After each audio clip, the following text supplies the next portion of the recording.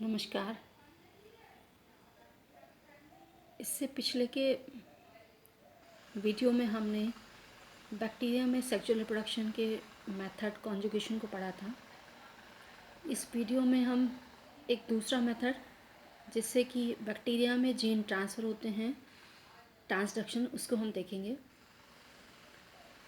Transduction में फाज की help से एक बैक्टीरिया से दूसरे बैक्टीरिया में जीन का ट्रांसफ़र होता है। इसको लेटरबर्ग एंड जेंडर ने 1951 में डिस्कवर किया था। फाज दो तरीके के होते हैं, एक वायरुलेंट फाज और टेम्परेट फाज। वायरुलेंट फाज वो फाज होते हैं जो कि बैक्टीरिया की सेल को अटैक करते हैं और उसमें अपनी बहुत सारी कॉपी बनाते हैं और अपना नंबर इंक्रीज़ कर लेते हैं। जिस समय ये बैक्टीरिया की सेल बर्स्ट होती है या इसका लाइसिस होता है तो ये सारे फाज पार्टिकल लिबरेट हो जाते हैं और ये फिर दूसरी बैक्टीरिया की सेल को इन्फेक्ट करने के लिए तैयार हो जाते हैं। तो ऐसी लाइफ साइकिल को फाज की ऐसी लाइफ साइकिल को वायरुलेंट फेज कहते हैं। दूसरा लाइफ साइकिल है इसकी टेम्परेट फाज। टेम्परेट फाज वो होते हैं वो या तो वो लिटिक साइकिल से को फॉलो करते हैं या वो लाइसोजेनिक को, दोनों में से किसी को भी फॉलो कर सकते हैं। लाइसोजेनिक लाइफ साइकिल में फाज अपने डीएनए को या अपने जेनेटिक मटेरियल को बैक्टीरिया के क्रोमोसोम के साथ ऐड कर देता है और वहाँ पर काफ़ी समय तक उसी तरीके से बना रहता है। और जब बैक्टीरिया का क्रोमोसोम या रेप्लिकेशन करता है तो ये टेम्परेट फाज का जो लाइसोजेनिक फाज है, फाज का डीएनए भी अपने आप को मल्टीप्लाई करता है, अपना रेप्लिकेशन करता है। तो इस कंडीशन को हम क्या बोलते हैं? इस कंडीशन को हम प्रोफाज की कंडीशन बोलते हैं कि इस समय फाज जो है वो किसकी फॉर्म में है? प्रोफाज की फॉर्म में है। ये है PROPHAGE। अब वो हमने अभी ये देखा टेम्परेट फाज लाइसोजेनिक फॉर्म में भी रह सकते हैं और लिटिक साइकिल को भी फॉलो कर सकते हैं। अब जिस समय इस वायरस को, इस फाज को लिटिक साइकिल फॉलो करना होता है तो ये बैक्टीरिया के क्रोमोसोम से अपने डीएनए को का एक्सीजन कर लेता है, उसको बाहर निकालता है। और जब ये लिटिक साइकिल में जाता है और जिस समय इनका एक्सीजन होता है तो वो इनकरेक्ट एक्सीजन होता है। मतलब क्या हुआ कि फाज के कुछ जीन बैक्टीरिया के क्रोमोसोम के पास रह गए और कुछ बैक्टीरिया के जीन फाज के पास चले गए। और ऐसा ही फाज जब दूसरी बैक्टीरिया के सेल को इन्फेक्ट करेगा तो क्या करेगा?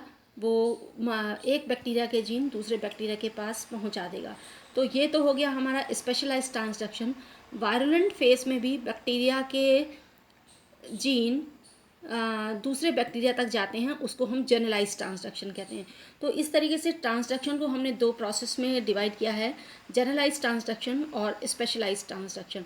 तो सबसे पहले हम जनरलाइज ट्रांसडक्शन कहते हैं जिसमें कि बैक्टीरिया का कोई भी जीन दूसरे बैक्टीरिया तक जा सकता है, उसकी सेम प्रोबेबिलिटी होती है। लेकिन स्पेशलाइज्ड ट्रांसडक्शन में स्पेशली वो वाले जीन जो कि फाज के डीएनए के पास होते हैं, उसके प्रॉक्सिमिटी में होते हैं, वही ट्रांसफ़र होते हैं दूसरे बैक्टीरिया को। तो ऐसे ट्रांसडक्शन को हम स्पेशलाइज्ड ट्रांसडक्शन कहते हैं। तो हम इसमें जनरलाइज्ड ट्रांसडक्शन में देखते हैं पहले। जैसे ये बैक्टीरिया की सेल है और यहाँ पर ये बैक्टीरिया का क्रोमोसोम है, ये फाज ने इसको इन्फेक्शन किया। तो फाज इन्फेक्शन जब इसे करेगा तो ये अपना डीएनए बैक्टीरिया की सेल को ट्रांसफ़र कर देगा। इसने अपना डीएनए बैक्टीरिया की सेल को ट्रांसफ़र कर दिया और ये फिर बैक्टीरिया की सेल को में मल्टीप्लाई करेगा। इसने अपना डीएनए की मल्टीपल कॉपी बना ली और इस दौरान बैक्टीरिया का जो डीएनए है, destruction of the host DNA and synthesis of fast DNA, bacteria का डीएनए डिस्ट्रक्ट हो जाता है और फाज की मल्टीपल्स कॉपी बन गई। अब ये फाज अपने लिए प्रोटीन बनाएगा। तो अब जब ये फाज के प्रोटीन बन जाएगी, इसके कंपोनेंट की असेंबलिंग होगी, तो इनमें से ये बैक्टीरिया के ये क्रोमोसोम के फ्रैगमेंट्स हैं, इनमें से कोई भी फ्रैगमेंट किसी भी फाज में पैक हो सकता है। अब यहाँ देखो ये फाज का डीएनए पैक नहीं हुआ, इसके अंदर बैक्टीरिया का डीएनए पैक हो गया।